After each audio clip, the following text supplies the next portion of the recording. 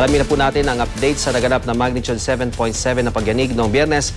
Makakausap natin si NDRRMC Executive Director Benito Ramos. Magandang umaga po, Director Ramos. Si Ian Cruz po ito ng News TV Live. Sir, kumusta na po ang sitwasyon sa mga apektadong lugar?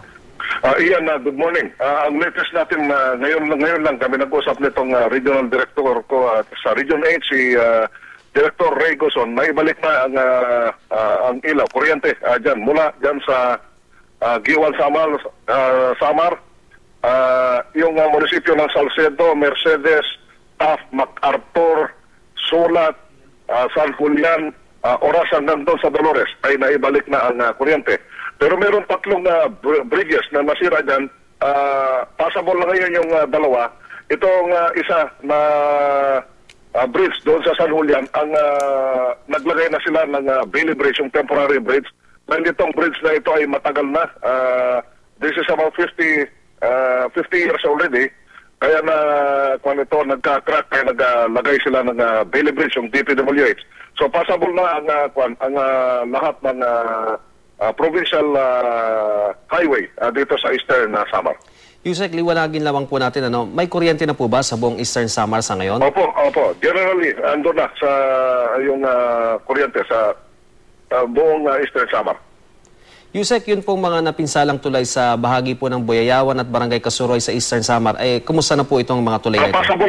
Napasable na po ito, yung dalawang bridges na ito. Yusek, mahigit 100,000 po yung lumikas dahil po sa lindol at saka dun po sa tsunami warning.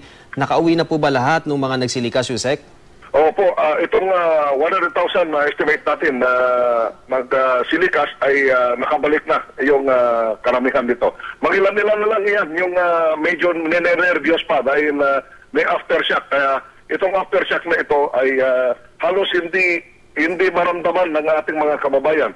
Kaya ang advice natin dito ay huwag lang kampante, magmatsyag at saka magiging alerto. Kagaya ito nung sa Negros Oriental na umabot ng halos sa 1 linggo yung aftershock. Pero anyway, generally speaking, yung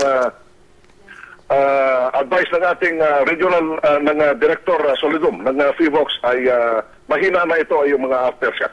Pero Yusek, ang binabanggit po ng FIVOX ay maaari daw po magtagal hanggang 1 buwan po itong mga aftershock. So ano po ang huli nating paalala sa ating mga kababayan? Opo, sa ating mga kababayan na nandyan sa Eastern Seaboard ng Eastern Samar ay mag-alerto at kailangan magmatsyag, kailangan mag-ingat dahil tama yung sinasabi ni Director Solidum na abot pa ito ng medyo matagal-tagal pa bago mag-settle down ng mga plates ng ating lupa sa ilalim. Alright, maraming salamat po, NDRRMC Executive Director Benito Ramos. Maraming salamat. Good morning.